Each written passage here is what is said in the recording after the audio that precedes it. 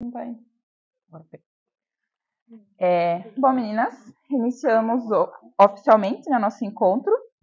O tema de hoje é a devoção a Nossa Senhora na história da Igreja e os 4 dogmas marianos.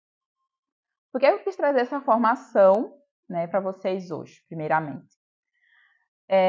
Primeiro de tudo, óbvio, porque nós estamos no mês de maio, o mês mais feminino do calendário, que é o mês dedicado à Nossa Senhora.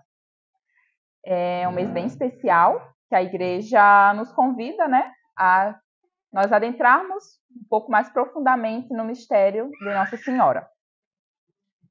E por que eu quis trazer esse especificamente? Tem tantas coisas que poderia se falar sobre Nossa Senhora. Se quiser me dar ele?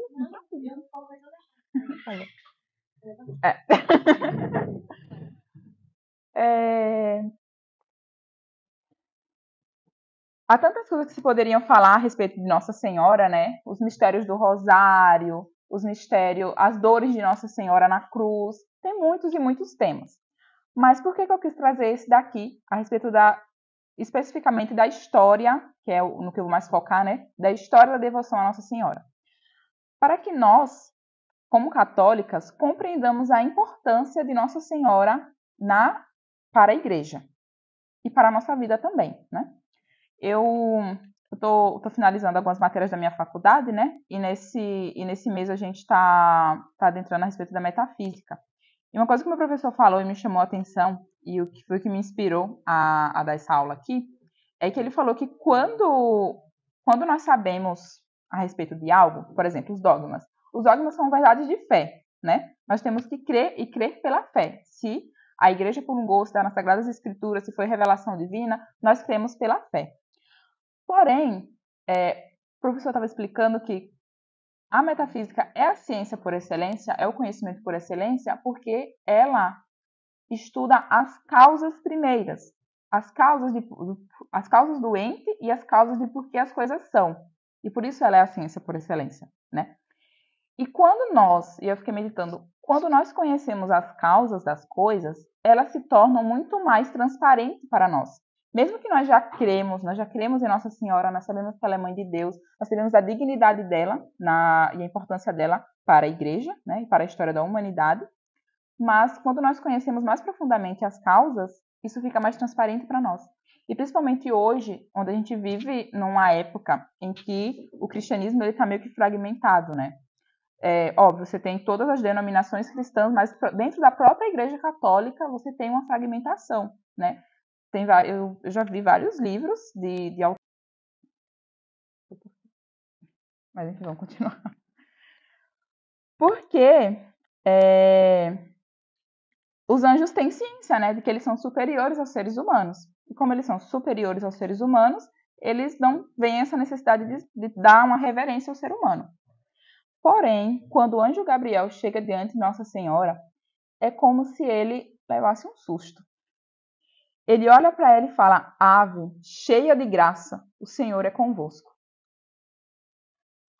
Na oração a gente fala Ave Maria, cheia de graça. Mas esse Maria foi introduzido pela tradição da Igreja, anos depois. A saudação angélica é Ave, cheia de graça, o Senhor é convosco. Primeiro você tem Ave. É quase uma saudação de espanto e ao mesmo tempo de reverência, Ave. E daí ele fala cheia de graça, em latim é gratia plena. Maria, a graça está em você de forma plena. É como se o anjo, ele estava lá esperando encontrar apenas uma virgem, ali em Nazaré, e daí ele chega lá e encontra um esplendor. E como ele é um anjo, e os anjos eles veem as realidades espirituais e pensam, quando eles olham para as coisas, mas eles não olham, mas quando eles veem as coisas, eles veem já de forma plena, eles já captam tudo que tem, todas as características e tudo o que pertence àquele ser. Então, quando o anjo vê a Virgem Maria, ele já sabe quem ela é. Por isso que ele fala, ave, cheia de graça, Maria, a graça está você em forma plena. E ele fala, o Senhor é convosco. Ou seja, por que ele falou o Senhor é convosco? O Senhor, realmente, Deus está em cada um de nós. Mas ele exalta o fato de que o Senhor está com Maria. Ou seja, em Maria havia uma familiaridade com Deus. Ela estava tão unida a Deus de uma forma muito especial. Por isso que o anjo fala, o Senhor é convosco. E então fazer a anunciação, né? Nunca se ouvira falar de um anjo prestando reverência ao homem, exceto depois que um anjo saudou a Virgem Maria. São Tomás de Aquino fala nas catequeses dele, né? Não convinha que os anjos prestassem reverência ao homem, até que apareceu a Virgem, que superava os anjos em graça, dignidade e familiaridade. Ela tinha a graça de uma forma plena. Veja só, os anjos eles já têm uma graça excelsa, porque eles estão vendo Deus face a face. Mas mesmo assim, o anjo viu em Maria uma graça muito maior que a dele. Em dignidade, porque mesmo os anjos sendo superiores a Maria, havia em Maria algo tão especial que fazia ela ser superior em dignidade aos anjos. E em familiaridade, ela era filha dileta, porque Deus, desde o início, a constituiu para ser a mãe de Deus. Então, ela já tornou especial desde o início, uma filha especial. Ela é mãe de Deus Filho. Naquele momento, o anjo iria dar o anúncio, ela iria dizer o sim, né, o fiat, iria se tornar mãe de Deus. E, ao mesmo tempo, o Espírito Santo ia coabitar ali em Maria e ela iria, e através de uma ação do Espírito Santo, o fruto iria brotar em seu ventre, né? Então, ela seria esposa dileta do Espírito Santo. Então, veja que Maria tem uma relação especial de familiaridade com a Trindade divina. Bom, a história da devoção à Virgem Maria é tão antiga quanto o cristianismo. A Igreja reconhece Maria como mãe de Deus desde o início. E a devoção a ela tem se manifestado de diversas formas ao longo dos séculos, desde a veneração nos túmulos dos primeiros cristãos até as aparições em Fátima. Então, isso aqui, com esse argumento, já quebra aquilo que as pessoas falam, né? De que a devoção à Virgem Maria foi algo posterior ao cristianismo, né? Não. A gente vai ver aqui, eu vou mostrar algumas fotos das catatumbas, que já havia desde os primórdios do cristianismo uma verdadeira veneração à Virgem Maria.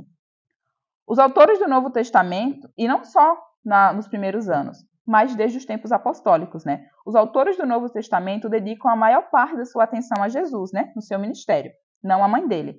São óbvias as razões para isso. Jesus é Deus e Maria não. Mesmo assim, encontramos reconhecimento e devoção à mãe de Jesus desde os tempos apostólicos. No início do cristianismo, né, os apóstolos e os discípulos, os padres da igreja, eles enfrentaram muitas heresias a respeito de quem era nosso Senhor Jesus Cristo. Muitas heresias. Como é que se dividia a trindade, a natureza de Deus, como é que ele pode ser uma pessoa e ter duas naturezas, como se comportam essas naturezas. A alma de Jesus é divina ou é humana? Qual é a parte divina? Onde é que está a parte divina de Jesus? Todas essas foram questões que se levantaram. E, obviamente, se levantou muitas heresias. Uma dessas heresias era o nestorianismo, né? Que dizia que Jesus ele tinha duas naturezas, e por isso, e a natureza divina e a natureza humana, né, que é verdadeiro, mas ele dizia que elas eram separadas, né? Como se Jesus fosse um tipo de duas pessoas. E a igreja precisou combater muitas dessas heresias. Por isso, nos primeiros anos, não há tanto material teológico a respeito de Maria, porque precisava se sedimentar primeiro e deixar muito bem fundamentado quem era nosso Senhor Jesus Cristo, né? Precisava formar a igreja, as bases e tudo, para que depois se fosse expandir para outros campos, né? Para depois se expandir para outros campos. Então, era necessário naquele momento ali, primordial, dizer quem é nosso Senhor Jesus Cristo e qual é a missão da sua igreja, né? Mas mesmo nessa época aqui, onde o foco principal era Nosso Senhor Jesus Cristo, já havia sim uma veneração à Virgem Maria, né? A gente tem essa foto aqui, ó, que vocês estão vendo ali. Ela é entre o primeiro e o segundo século, tá? Não tem a data exata. Foram feitos alguns exames, né, que os cientistas fazem para tentar pegar, mas não dá para saber uma data exata. O que sabe é que entre o primeiro e o segundo século, essa é uma pintura da Virgem Maria. Veja só, tem Maria ali no centro, de um lado tem São Paulo e do outro São Pedro, e ali mais dois discípulos. Vocês vejam que a mulher, ela tem uma estatura menor, né, do que o homem. Os homens normalmente têm uma estatura muito maior do que as mulheres. Porém, aqui, o pintor dessa imagem, ele fez questão de colocar Maria com uma estatura maior em referência aos outros, e ela está em em posição de oração, né? Ela está em posição de oração, como que intercedendo pela igreja nascente, né? A igreja que acabou de nascer. Ela está ali intercedendo. Então veja que desde os primórdios, Maria já era enxergada como mãe da igreja. Vários afrescos das catatumbas a representam como figura importante para os cristãos, principalmente como símbolo de intercessão. Então vocês vejam aqui que, desde os primeiros, eles já criam que Maria intercedia pelos cristãos. Vou fazer essa vez. Qualquer coisa a gente pode me chamar que eu pego ele, não tem problema.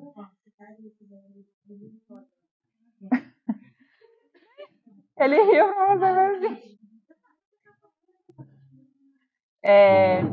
Então, Maria já era vista como um símbolo de intercessão, né? Eles já intercediam por ela. Maria também era vista nos primeiros séculos, principalmente após a morte de Cristo, pelos líderes, né, e mestres da antiga igreja, como a nova Eva. O que é que queria dizer com isso? Vejam só. Quando houve o pecado original, né, no início dos tempos, o pecado original, não foi Adão que se deixou enganar pela serpente. Foi Eva que se deixou enganar pela serpente, né? Eva ouviu a serpente e daí ela foi lá, comeu do fruto e levou o fruto até o seu esposo, né? Então quem foi enganada pela serpente foi Eva, certo? Porém Adão, como era o homem e tinha sido colocado, né, como aquele que governaria, né, o jardim, ele também se deixou ludibriar pela mulher, pela sua esposa Eva, e cometeu o pecado original.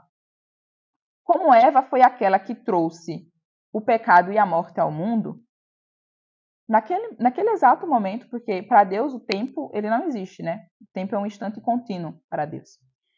Naquele momento, Deus então instituiu a nova Eva, que era quem? Maria, como aquela que traria o fruto que daria a vida para o mundo. Fruto esse que foi nosso Senhor Jesus Cristo. Então, desde os primórdios, os cristãos já viam Maria como essa nova Eva e já viam ela como esse símbolo de renovação, né? Por Eva veio o pecado e a morte ao mundo, por Maria iria vir a graça e a vida ao mundo, né? Com seu fiat ao anjo Gabriel, Maria, tal como Eva, teve um papel instrumental e secundário na redenção humana.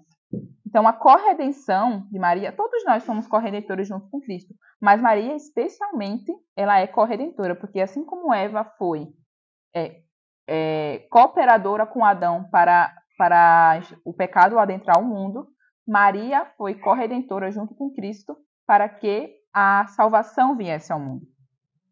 São Justino Mártir, mais ou menos 1165, o primeiro grande defensor da doutrina cristã na Igreja Antiga usou essa metáfora, descrevendo Maria como a virgem obediente em contraposição a Eva, a virgem desobediente. Vejam aqui que eles tratam Maria como virgem, né? Mesmo após ela já ter morrido, já ter tido nosso Senhor Jesus Cristo, né? Vocês veem que os dogmas marianos, eles foram, excetuando Mãe de Deus, que foi ali no século IV, V, os outros dogmas marianos, eles são mais recentes. Porém, você já vê essa fé de todos os dogmas nos primeiros cristãos, principalmente nos pais da igreja, né? Nos padres da igreja que sedimentaram a doutrina cristã. Eu peguei também essa citação de Santo Irineu de Lyon, a hora que ele fala: assim como Eva, a esposa de Adão, sendo ainda virgem, tornou-se por sua obediência causa de morte para si e para toda a espécie humana, assim também Maria, desposada ainda virgem, tornou-se por sua obediência causa de salvação para si e para toda a humanidade. Dessa forma, o nó da desobediência de Eva foi desatado pela obediência de Maria, pois aquilo que a virgem Eva atou por sua recusa em crer, desatou a Virgem Maria por sua fé. Então aqui se destacam, né, a obediência e a fé de Nossa Senhora em contraposição à desobediência e à falta de fé e de crença de Eva, né? Eu amo essa imagem aqui, ó. Essa pintura, ela é linda, ela é perfeita, assim. Eu lembro quando eu estava no início ali da minha conversão, eu tinha um pouco de dificuldade de compreender os dogmas marianos, principalmente essa dela ser a nova Eva, né, e tudo mais. Porque eu fui criada numa educação bem protestante, né? Então o protestante ele tem muito essa coisa, ele é legalista, né? Então ele tem muito essa coisa de que se não se fala de Maria nas Sagradas Escrituras, então é porque não se deve dar uma importância para ela, né? Então eu tinha um pouco de receio de dar toda essa importância à Nossa Senhora. Mas quando eu vi essa imagem ela me converteu muito mais do que qualquer outro livro que eu tenha lido. Porque, veja só, aqui você tem Eva e Nossa Senhora. Nossa Senhora, ela está consolando Eva, né? Eva, ela está segurando o símbolo da perdição, que é o fruto proibido, certo? E Maria pega a mão de Eva e coloca sobre o seu fruto, que é nosso Senhor Jesus Cristo. Eva está com a cabeça baixa, né, em símbolo de arrependimento. Eva é uma santa da Igreja Católica, tá? Ela se arrependeu e tudo mais. Só que vejam que na perna de Eva tem a serpente enrolada, porque a serpente ludibriou Eva e aprendeu no pecado. Já no pé de Nossa Senhora, a serpente ela é esmagada, porque Maria é aquela que esmaga a cabeça da serpente. Então veja que imagem linda, né? E aqui a imagem da nossa perdição e da nossa salvação, né? Do bendito fruto de Nossa Senhora vai vir a nossa salvação, que é nosso Senhor Jesus Cristo. Bom, essa oração que eu coloquei aqui é a oração mais antiga que se tem conhecimento a respeito de Nossa Senhora. Se chama Subitum Presidio. É uma oração que data ali de 250 depois de Cristo. Ela é uma oração bem bonita. Vamos rezar ela juntas, porque ela é bem bonita. A vossa proteção recorremos, Santa Mãe de Deus. Não desprezeis as súplicas que em nossas necessidades vos dirigimos, mas livrai-nos sempre de todos os perigos. Ó Virgem gloriosa e bendita. Amém. Veja que o dogma da Mater Dei, que é Maria como Mãe de Deus, né, Theotokos, só foi promulgado em 431 depois de Cristo. Mas aqui em 250 os cristãos já reconheciam Maria como Mãe de Deus, né? Bom, no ano de 431, né, no Concílio de Éfeso, como eu já falei aqui várias vezes, defendeu-se formalmente o título de Maria como Mãe de Deus, Theotokos em grego. Em especial, esse dogma ele foi promulgado para combater uma heresia, que era a heresia do nestorianismo, né, que eu falei aqui, onde se dizia que Maria era apenas mãe da parte humana de Nosso Senhor Jesus Cristo. Mas isso não fazia sentido, porque Cristo é uma pessoa só, com duas naturezas. Exatamente, perfeito. Ele é uma pessoa com duas naturezas. Essas naturezas de Cristo, elas não estão separadas de uma forma que ele se torne dúbio. E nem tão justapostas de uma forma que se perca, né? Que a natureza humana corrompa a divina ou que a divina sobreponha a humana. Não, elas estão juntas, né? Porém, você vê a humanidade e a divindade e que estão juntas, mas numa pessoa só, que é nosso Senhor Jesus Cristo. Então, isso é um mistério de fé também, né? Mas, quando Nossa Senhora teve, obviamente, ela como humana, ela participou da constituição humana de Nosso Senhor Jesus Cristo. Mas essa pessoa que ela deu à luz já era divina e humana ao mesmo tempo. Por isso que Maria ela é a mãe de Deus. Você vê que o nestorianismo é lá do século IV, mas hoje a gente tem essa heresia retornando de novo em muitas denominações protestantes que falam que Maria não pode se dizer que é mãe de Deus, só mãe de Jesus. Ou seja, separando as naturezas de Nosso Senhor, né? Então, assim, se você pega todas as heresias,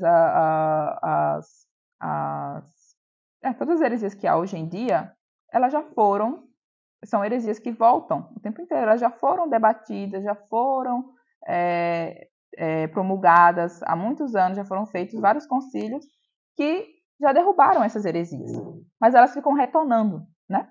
Enfim. Bom, nessa época também já havia catedrais dedicadas a ela em Roma, Jerusalém e Constantinopla. E depois do concílio, a devoção a Maria floresceu ainda mais no Oriente e no Ocidente, né? Como o cristianismo nasceu no Oriente, né, tinha essa devoção lá. Mas depois que foi feito o Concílio de Éfeso, se espalhou essa devoção ainda mais, principalmente no Oriente já tinha, mas se espalhou muito no Ocidente, né? Orações, festas litúrgicas, ícones e pinturas marianas logo se espalharam por todo o mundo cristão. Certo? Bom, o lugar do Filho de Deus estava assegurado. Sua igreja estava estabelecida e fortalecida.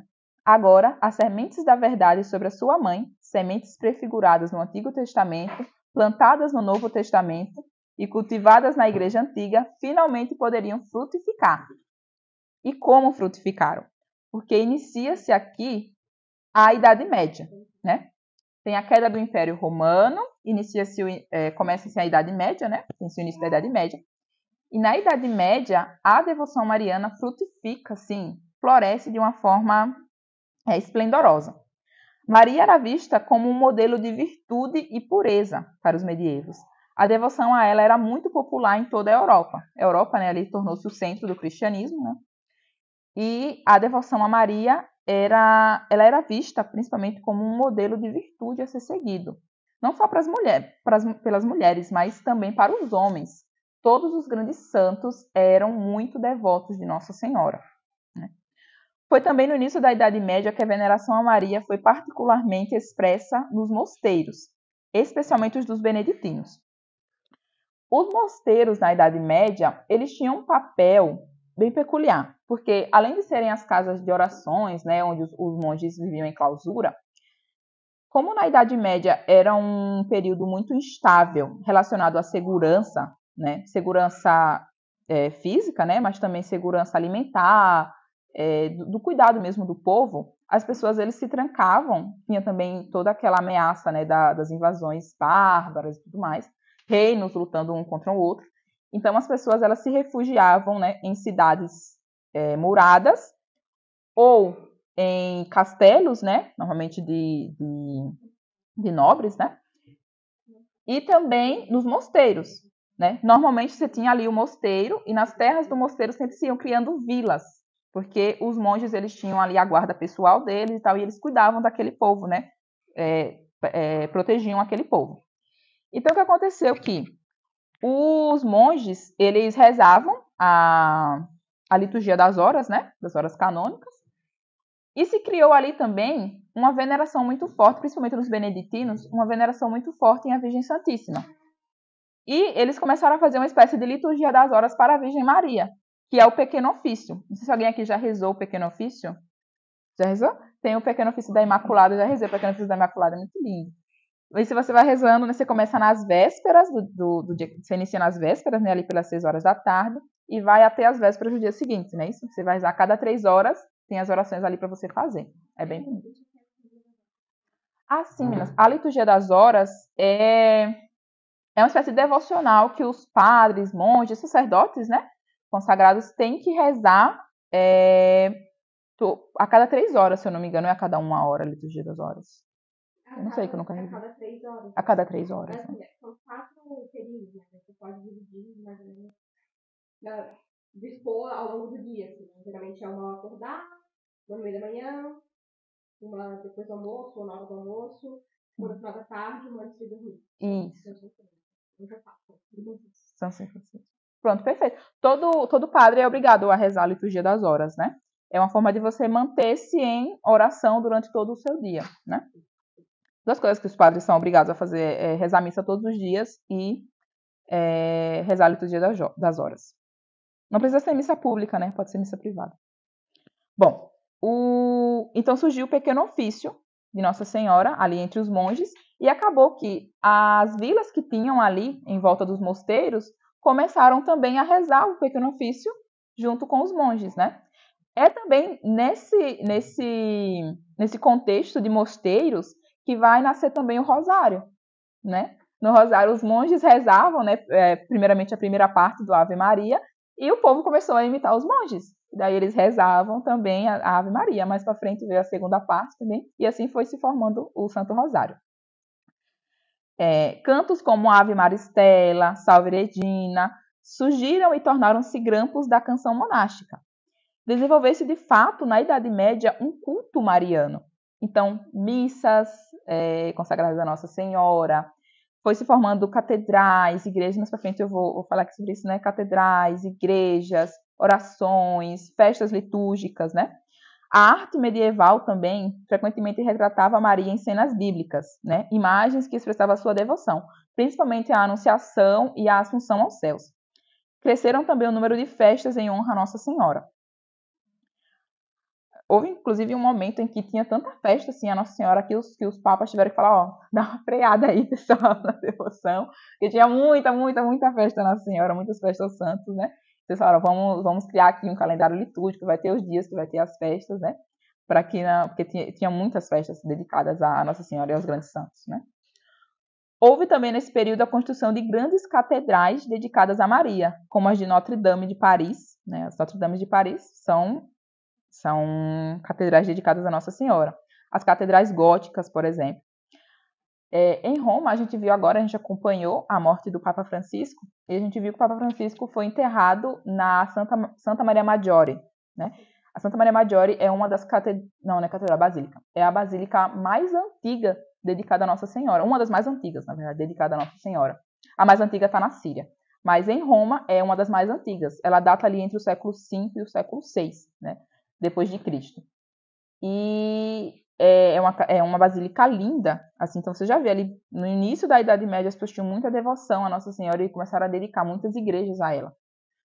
E você vê também aí a espiritualidade mariana do Papa, né, que quis ser enterrado em uma dessas igrejas que é tão importante para a devoção mariana. Oi.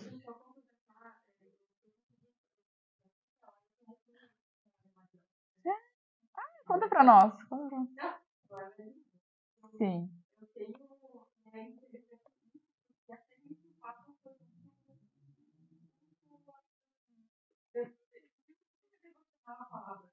Eu tenho minha família que mora na Itália há anos. Tem um tio italiano.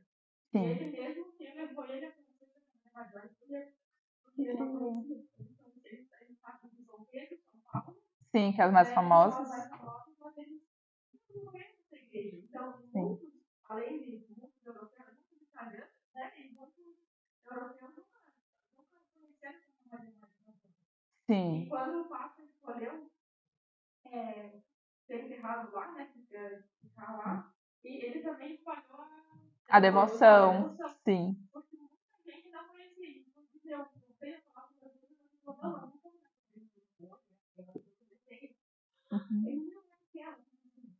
Sim. Ele mora lá, nasceu lá, mora lá, ele lá. E não conhece. Exato. Sim.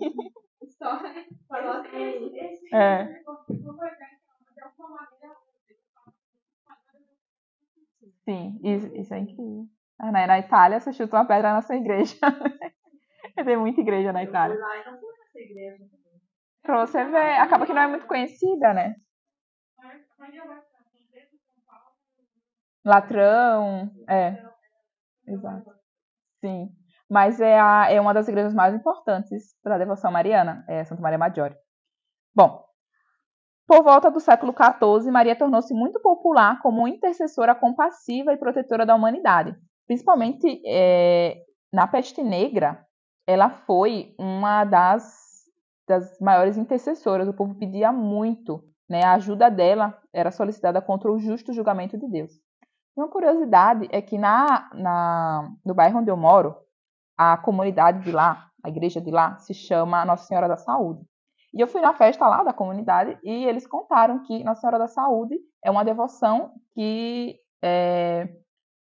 iniciou-se durante a peste negra, porque muitas pessoas era um vilarejo onde muitas pessoas estavam morrendo, e então eles pediram a intercessão de Nossa Senhora e ela curou. Realmente foi um dos vilarejos onde a peste negra menos matou pessoas. Bem bonito, assim, ver só uma devoção lá da Idade Média, num vilarejo, tá aqui, em Chapecó, né? Tem uma igreja remontada a ela. Então vocês vejam como as devoções marianas, elas se espalham pelo mundo. É uma coisa incrível, assim, né? A Renascença também testemunhou um crescimento dramático na arte mariana venerada. Os grandes artistas da Renascença italiana principalmente, um dos principais objetos de contemplação e de pintura deles era Nossa Senhora, né? Michelangelo, Da Vinci, todos eles fizeram uma representação da Virgem Maria, porque ela era realmente esse exemplo assim, de pureza, de humildade, de obediência, um exemplo a ser seguido, né? As devoções eram incentivadas pelos papas e bispos, porém havia uma preocupação em distinguir a verdadeira devoção mariana das falsas devoções. Porque, como eu falei, né, as pessoas, elas se entusiasmavam com essa devoção mariana, então precisou que os papas e os bispos fizessem uma organização ali, porque às vezes poderia vir uma heresia ali, poderia vir pessoas que queriam elevar a Maria a mais do que ela realmente era, e por isso que havia uma preocupação dos papas e bispos sobre isso. Até essa época, que é a Idade Média, não tinha tanto material teológico a respeito de Maria. Existiam muitas devoções e muitos escritos dos santos a respeito dela, tá? Mas é só ali no início da Idade Moderna que vai se iniciar várias cartas apostólicas, encíclicas a respeito de Nossa Senhora. O João Paulo II, inclusive, escreveu uma que é uma das mais importantes a respeito de Maria. Se não me engano, se chama Redentores alguma coisa. Depois eu... Redentores Mater, perfeito. Tem essa daí, mas tem várias outras, né? Tem de Pio XII, tem de Paulo VI, mas essa daí é uma das mais importantes. Bom, também tem, gente, ó, esse livro aqui é o Tratado da Verdadeira Devoção à Santíssima Virgem Maria. Esse aqui, para mim, é um dos livros mais importantes de devoção à Nossa Senhora. Se você, nem se você seja devoto, se você é católico, você tem que ler esse livro. Ele é maravilhoso, assim. De quebra, você vai fazer uma consagração à Nossa Senhora. Sim, exatamente. Inclusive, o Fábio Calçado tem um curso aberto. Acesso livre. Livro é muito legal. Para quem deseja conhecer, né? Porque o que o Luiz propõe é que a gente faça um caminho ali de práticas, enfim, de conhecimento também, né? Dessa devoção de Maria, e depois a gente faça uma consagração. Isso. E depois o pessoal fala, né? Que você é escravo de Maria. Isso, você é escravo. Você usa. Eu já tive umas 3, as minhas quebraram, que meu filho pega assim, e quebra. E a devoção muito rica, assim. Enfim, depois a gente comenta mais. Antes de vir pra cá, eu tava exatamente lendo sobre a consagração de Nossa Senhora. E ele passou, acho que esse livro, a carta da devoção. Aquele grupo lá, fiquei no grupo de consagrados, eu fiz. Mas aí eu queria ter ido do padre assinar, eu não quis pedir. Sim, eles falaram isso para um padre. Sim, não, mas pode pedir, eles são bem queridos, sabe? Mas isso aqui e principalmente assim, ele leva você a fazer uma consagração, mas aqui São Luís, ele fez um apanhado de todos os escritos que tinha a respeito de Nossa Senhora, e ele dá aqui resumido, bem bonitinho, sabe? E é lindo, assim, porque São Luís é conhecido como o apóstolo de Maria. E ele tem um amor, dá pra ver o amor que ele tinha por Nossa Senhora aqui. E ele fala aqui, no capítulo 3, artigo 1º, dos falsos devotos e das falsas devoções à Santíssima Virgem. Ele fala aqui, ó, identifica os 7 tipos de devotos, de falsos devotos e falsas devoções. A saber, o devoto crítico, os devotos escrupulosos, os devotos exteriores, os devotos presunçosos, os devotos inconstantes e os devotos hipócritas. E os devotos interesseiros. Daí ele faz toda uma explicação, né, de cada um desses. E é bem interessante. Isso aqui daria só uma aula daria sobre isso aqui. Só sobre esse livro daria uma aula inteira para falar sobre isso. Quem sabe a gente não pode fazer, né? Vai fazer uma consagração em grupo aqui, né?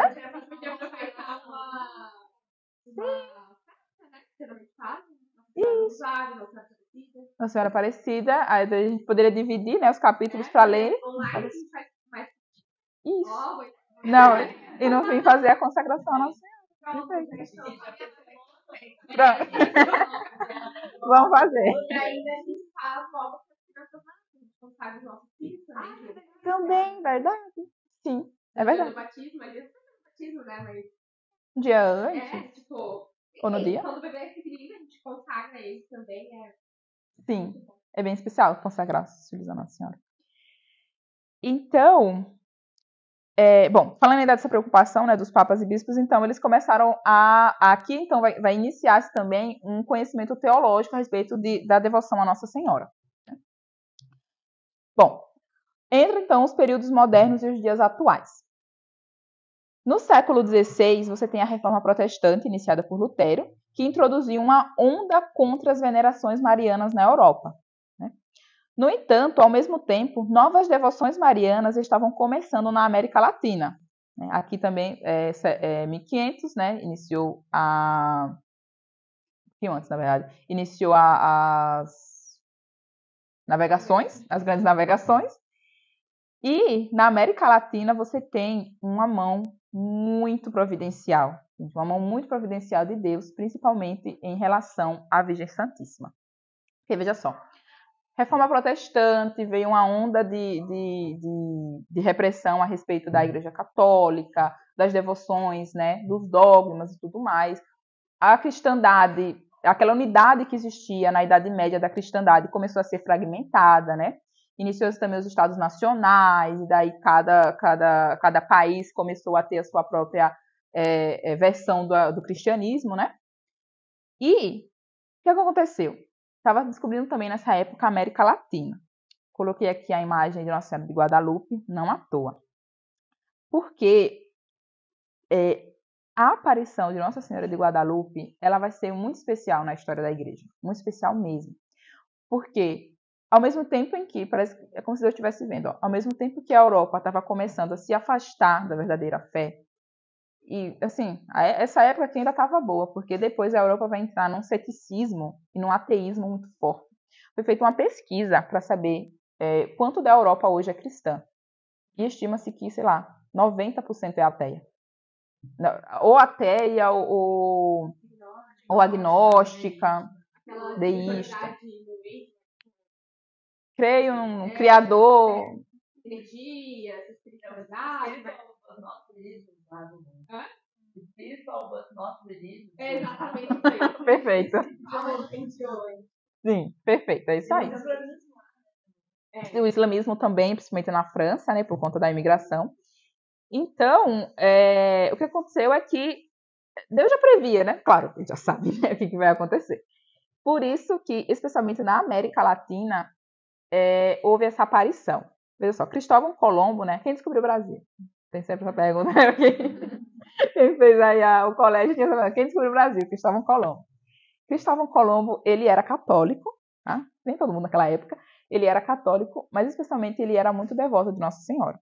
E Cristóvão Colombo, quando ele iniciou a ideia das grandes navegações, né? Chegar até as Índias, e Deus já sabia que ele não ia chegar nas Índias, ia chegar nas Américas, ele buscou financiamento, né? Buscou financiamento na igreja, buscou financiamento dos reis de Portugal, mas ele não conseguiu. Ninguém queria fazer isso porque a Europa tinha acabado de sair de uma guerra contra os islâmicos, né? Então, estava tentando se recuperar dessa guerra. E o islamismo tinha tomado os muçulmanos, né? Tinham tomado toda a Europa, e daí os reis começaram a retomada, né? A Guerra da Reconquista.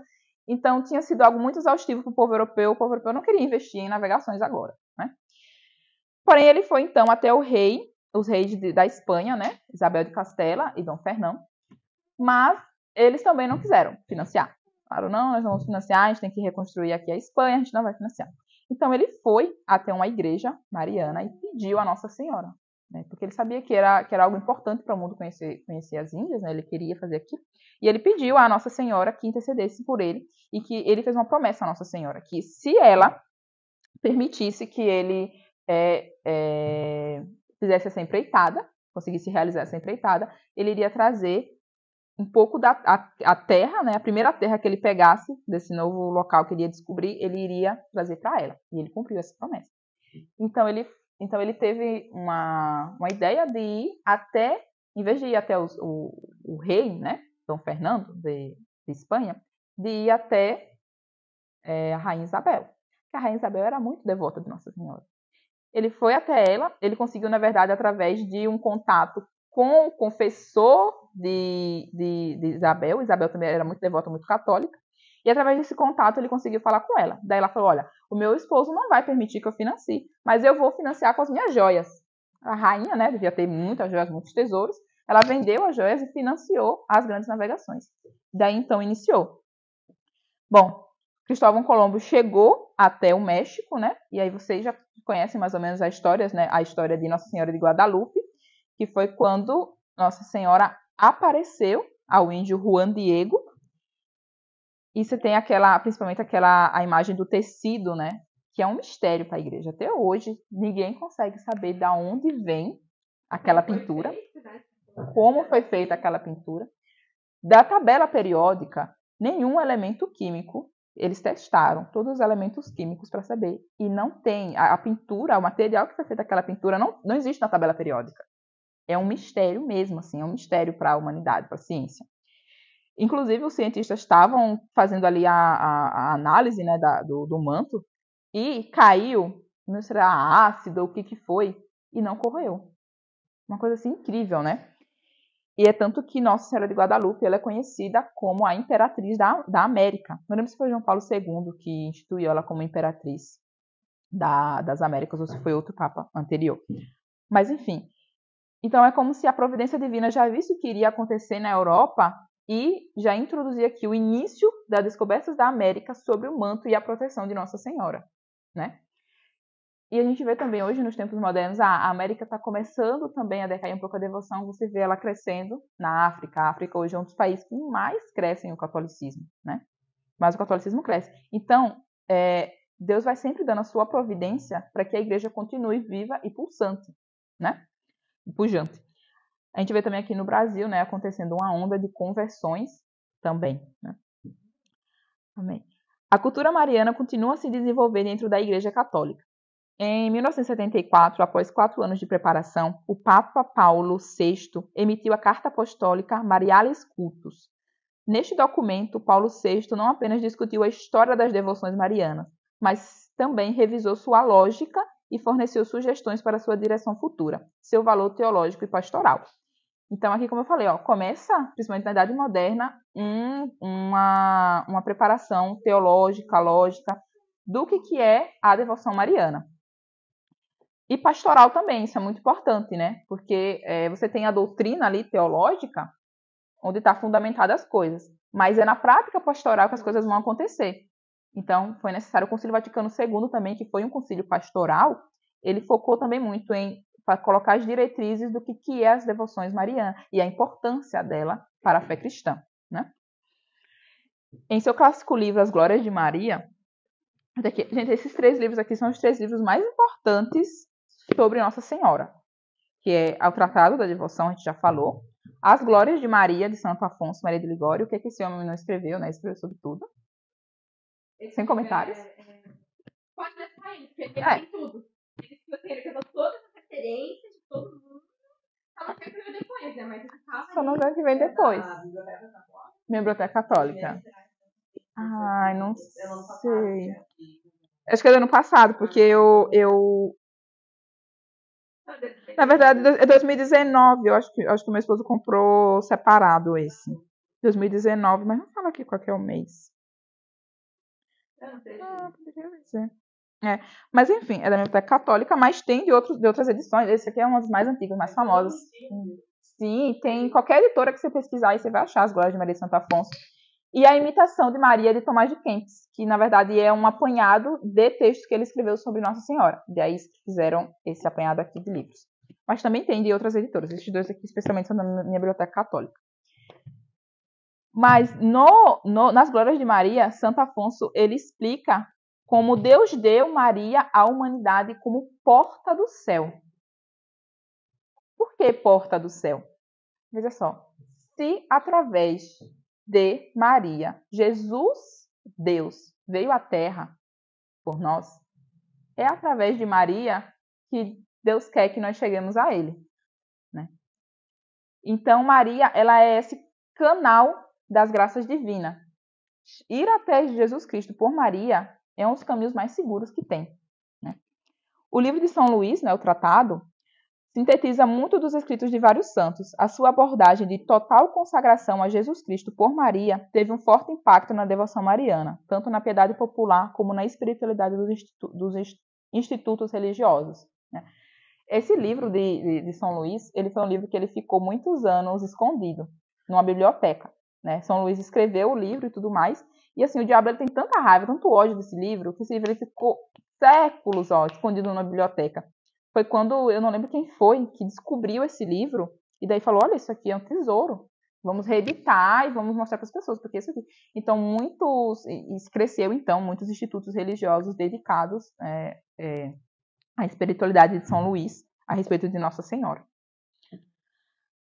Entre os títulos marianos católicos romanos mais proeminentes estão Maria, Mãe de Deus, ali dos primeiros séculos, né, Mater Dei, Imaculada Conceição, que é a respeito da que Maria foi concebida sem pecado original, Maria, Rainha do Céu, porque a dignidade dela é tamanha, que Deus deu a ela o título de Rainha do Céu e da Terra, Rainha dos Anjos, porque excede neles em dignidade também, Rainha da Paz. Todas as vezes que vocês vejam algumas aparições marianas, ela sempre pede isso, né? Pede a paz.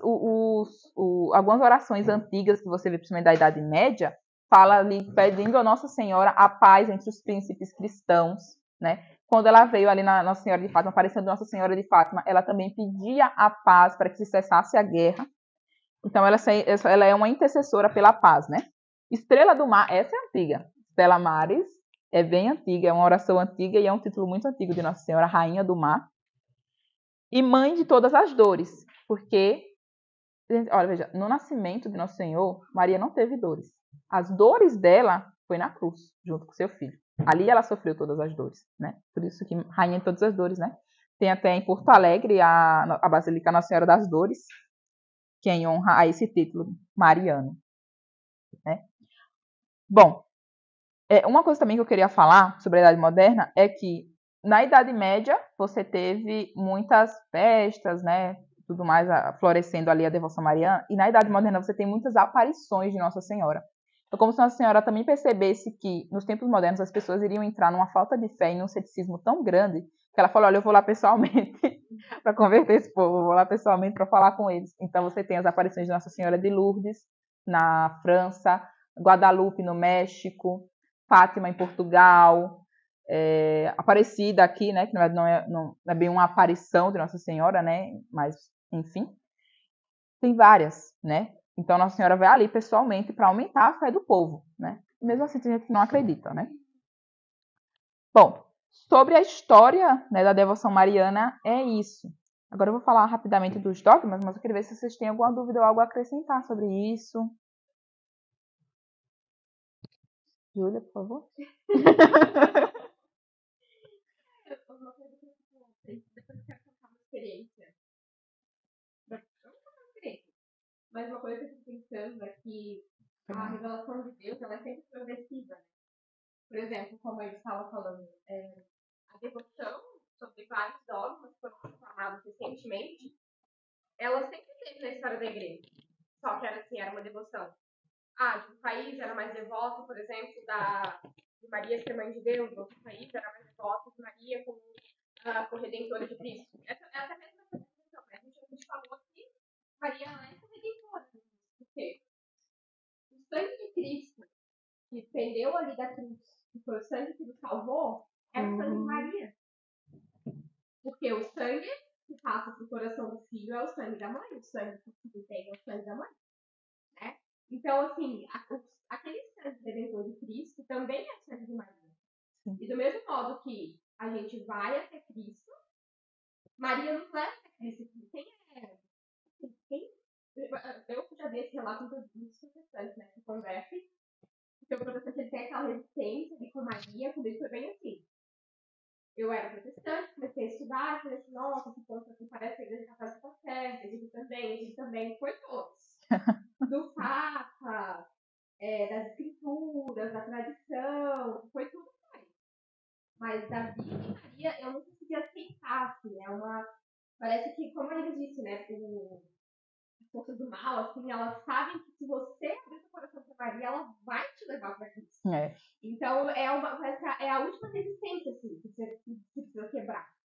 Aí, eu lembro que eu depois de rezar o texto, rezar o texto, Pai nosso, tudo bem, Ave Maria cheia de graça, o Senhor é convosco.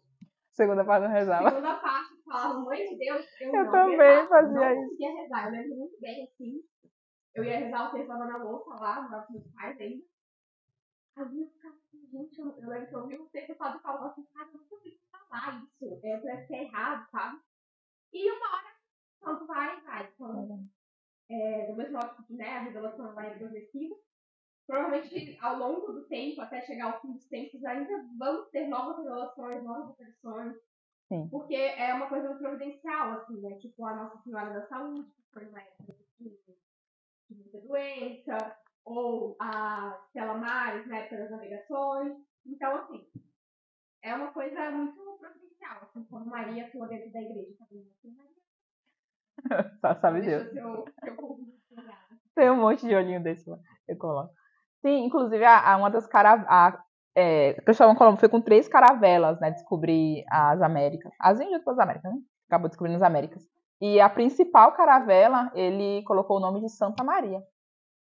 Então você vê aí a providência divina nas Américas, né? É como se Maria estivesse guiando ali Cristóvão Colombo. Para as Índias não, vai ser para a América.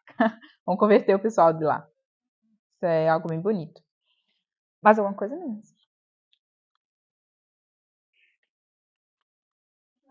Tem no Rio Grande do Sul uma igrejinha Também?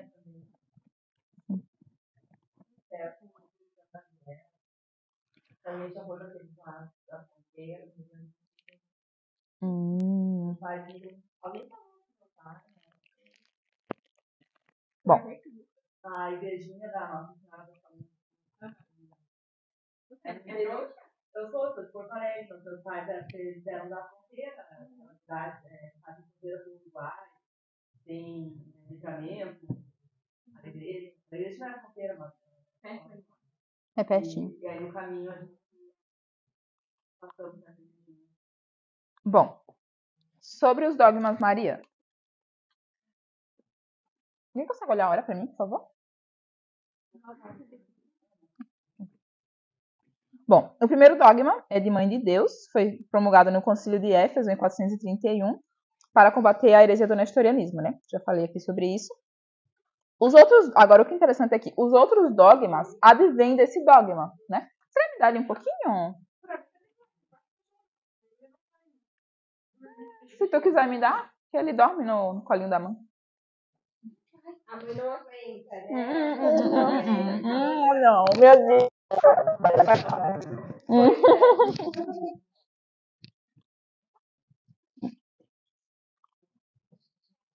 Já tá terminando aqui também.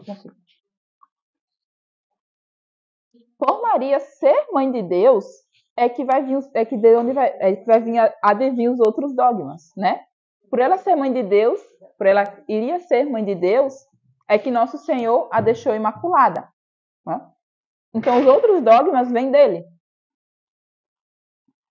Agora, esse é o primeiro dogma, né? Mater Dei. O segundo dogma é o dogma da Imaculada Conceição. Antes de eu entrar na Imaculada Conceição, eu queria falar uma coisa sobre Mãe de Deus também. Nosso Senhor Jesus Cristo, ele, desde os primórdios, Nossa Senhora foi escolhida para ser a mãe de Nosso Senhor Jesus Cristo, né? Por ele escolher ela como sua mãe, ele não faria qualquer mulher. Você veja que quem já leu um pouquinho do Antigo Testamento, da Antiga Aliança, eles tinham um cuidado muito grande com todas as coisas que eram sagradas. Então, veja só, o manto de Moisés, o cajado que Moisés utilizava, tudo isso era guardado numa espécie de sacrário, assim, as tábuas dos 10 mandamentos, tudo era guardado com uma devoção muito grande. Inclusive, eram escolhidos sacerdotes específicos de uma tribo específica que deveria levar a Arca da Aliança, que continha ali, né, esses elementos sagrados. Então você vê o cuidado que eles tinham com as coisas sagradas. Agora imagina, Nossa Senhora seria o sacrário do Deus vivo. Você acha mesmo que ela seria uma mulher qualquer? Não faria sentido, né? Por isso que o segundo dogma, o dogma da Imaculada Conceição, ela é algo que para os primeiros cristãos era algo muito óbvio, né? Santo Agostinho já defendia isso, ali no século IV, V, Santo Agostinho? Por aí. Como poderia Cristo, que era Deus puro e santo, vir de uma mãe pecadora em inimizade com Deus? Uma coisa também que quando a gente entende o que é o pecado original, ele nos torna inimigos de Deus. Deus nos criou para a felicidade eterna, para estar unido com Ele, e o homem foi lá e desobedeceu. Isso criou uma inimizade profunda entre o homem e Deus. Como Cristo poderia vir, ele que era Deus, poderia vir de alguém que já foi inimiga dele? Não faria sentido. Por isso que o dogma da Imaculada Conceição, o que a Imaculada Conceição diz? Que Maria, no momento de sua concepção, ela nasceu sem a mancha do pecado original. Né? É isso que diz a Imaculada Conceição. Então, não poderia Nosso Senhor vir de uma mulher que tivesse a mancha do pecado original e tivesse inimizade com ele. Esse dogma foi proclamado por Pio IX em 1854. Maria foi preservada do pecado original pelos méritos de Nosso Senhor Jesus Cristo. Por que eu digo isso? Muitas pessoas também falam assim, como é que Maria, todos nós somos salvos por Nosso Senhor Jesus Cristo, certo? Por sua redenção na cruz. Ponto. Isso é verdadeiro. Porém, como é que Maria foi preservada do pecado original se Jesus só foi crucificado mais de 30 anos depois do nascimento dela? Ora, é a mesma coisa a respeito dos grandes santos do Antigo Testamento. Todos eles foram salvos por Nosso Senhor Jesus Cristo. Porque eles já criam no Messias que há de vir. E segundo, para Deus não existe esse tempo. Tem um teólogo que diz uma coisa muito bonita. Deus é um instante que não se passa. Deus é um instante aqui. Ele vê as coisas. A partir do momento em que o homem pecou, já aconteceu ali no mesmo tempo, Maria escolhida, a redenção, tudo ali aconteceu junto. É por isso que porque nós pedimos a intercessão dos santos. A gente já crê que os santos eles já estão em corpo, alma e glória lá no céu. Para nós, agora, não, o corpo dele está lá. Para nós, está lá, né? Por exemplo, se o Papa Francisco for um santo, o corpo dele está lá. Mas para Deus, ele já está ele já aconteceu o fim dos tempos, já houve a ressurreição dos corpos e ele já está lá no céu. E por isso ele intercede por nós. Porque na eternidade não existe tempo. Não para nós humanos. Por isso que Maria foi salva pelos méritos de Cristo na cruz, porque Deus já decretou isso, porque para ele isso já havia acontecido. Na verdade, não é nem já havia acontecido, isso sempre aconteceu. Porque o tempo para Deus ele é algo, para ele é inexistente, né? Para nós entendermos, seria como uma coisa contínua. Maria foi preservada por Deus Pai, Filho e Espírito Santo. Por Deus Pai, por ser filha dileta dele, escolhida. Deus Filho por ser a mãe dele, né? E Deus Espírito Santo por ser a esposa dileta dele. Então, a Trindade, em união perfeita, quis que Nossa Senhora nascesse pura e imaculada. O terceiro dogma é o dogma da virgindade perpétua. Diz aqui em Isaías, né? Isaías foi um dos profetas que mais profetizou e falou a respeito do Messias, né? E ele dizia, a virgem conceberás e darás à luz a um filho. Mostrando aqui que Maria ela era virgem, ela manteve-se virgem durante o nascimento de Nosso Senhor Jesus Cristo, foi um nascimento milagroso, e depois do nascimento, ela manteve-se virgem até o final de sua vida. Né? Por isso que ela é a virgem. Né? Todos os padres da igreja, nas orações, em tudo, eles recorrem a Maria, eles falam de Maria como a virgem. Tem aquela passagem no Evangelho, né, que pode servir de confusão, onde fala que Nossa Senhora apareceu com os seus irmãos. O que acontece? A língua hebraica, na época, ela era muito limitada. Como ela era uma língua muito limitada, os primos, tios, os primos, por exemplo, eles eram chamados de irmãos. Porque não existia, na língua hebraica, um nome para primo. Então, você tinha um irmão, era irmão. É tanto que você vê no livro do Êxodo, se eu não me engano, que tem a passagem de Jacó, e Jacó chega para casar-se com Raquel. Raquel, né? Sempre confundo se é Raquel ou Rebeca, mas é Raquel. Daí ele chega para casar com Raquel, e ele e ele fala, olha, ele fala para o esposo para o pai de Raquel, né? Eu sou o filho de sua irmã. Claro, você é filho de minha irmã, você também é meu filho. Então você via que tinha, mesmo na língua hebraica, essa limitação dos nomes para os parentes. Né? Então os primos, os tios, eram vistos como irmãos ou como filhos, né? Como pais. Então isso era muito comum na língua hebraica. Por isso que nessa passagem, onde fala que Nossa Senhora apareceu com os irmãos de Jesus, provavelmente ele estava se referindo aos primos de Jesus. Que mostra que Maria não teve outro filho, a não ser Jesus Cristo. Certo? Bom, o dogma da virgindade perpétua foi promulgado no Concílio de Latrão, em 649. O parto de Maria foi um parto milagroso e sem dor. Tem uma coisa que eu vi o professor Felipe Aquino falando, é o seguinte: se uma luz consegue transpassar o vidro sem quebrá-lo, sem fazer nenhum tipo de corrupção no vidro, como é que você acha que Deus não poderia fazer com que nosso Senhor Jesus Cristo saísse da Virgem Maria, que ela desse a luz a ele sem corrompê-la? Bom, foi isso que aconteceu. Verdadeiramente, Cristo veio ao mundo sem tirar a virgindade de Nossa Senhora. E o quarto dogma é o dogma da Assunção aos céus, de corpo e alma. É o último dogma mariano, proclamado em 1950 pelo grande Padre Pio XII. Se não havia em Maria pecado, a morte não se apoderou dela. Como Maria ela não foi vítima do pecado original, ela não tinha a mancha do pecado original, qual que era o castigo do pecado original? A morte, né? No pecado original, nós morremos, nosso corpo se decompõe. Maria não, ela não tinha mancha do pecado original. Então ela nem morreu, pode-se dizer. Ela adormeceu e logo naquele momento seguinte o corpo dela já foi elevado em glória para os céus. Né? Ela dormiu e foi elevada aos céus pelo Senhor. Em seu corpo não houve corrupção. Deus não permitiu que o corpo dela fosse corrompido pelos vermes ou pela ação do tempo. Naquele exato momento, ela já foi assunta ao céu. Só um adendo que alguns dizem que ela morreu, outros dizem que ela não morreu.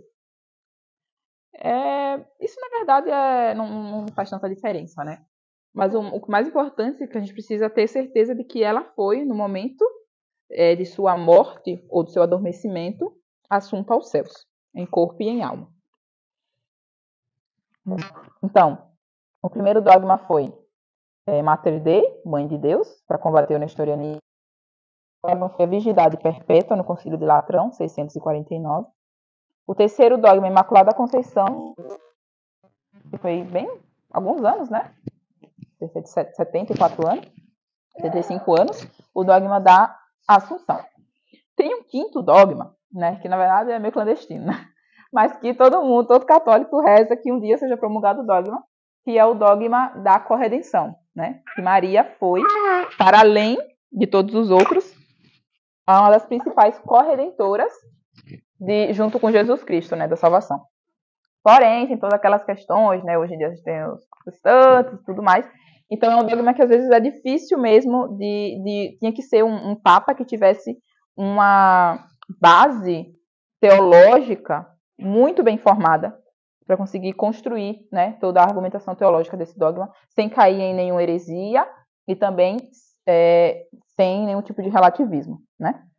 Mas isso é algo muito comentado pelos grandes santos da igreja, né, teólogos, que seria esse quinto dogma da corredenção mariana.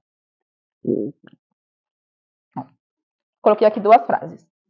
O caminho mais seguro, mais fácil, mais rápido e mais perfeito de chegar a Jesus Cristo é Maria. São Luís de Montfort fala isso, né? Que Nossa Senhora é o caminho. Assim, existem vários caminhos para chegar a Jesus Cristo. Né? Caminho místico, caminho ascético, via, tem vários. Mas se você for por Maria, pode ter certeza, vai ser o caminho mais rápido, mais perfeito e mais seguro de se chegar a Jesus Cristo. E essa outra frase aqui é do Bento XVI.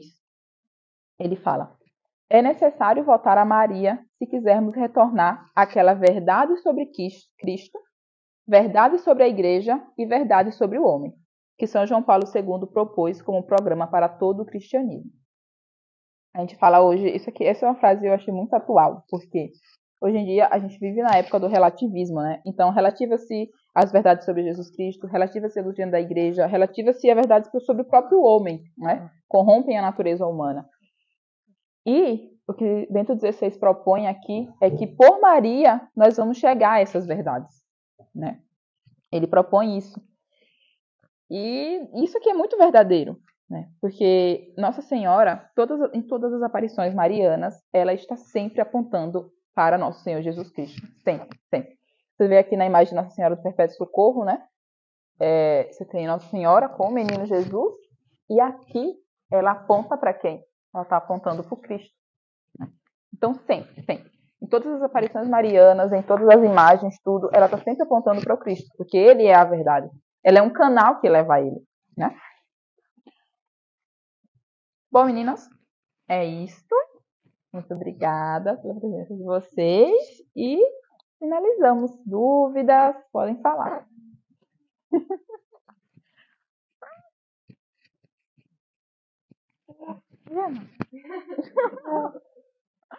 Mãe, agora meu pagamento. Me cortei Muito bem. Tá, esse vídeo tá bem engraçado. Peraí.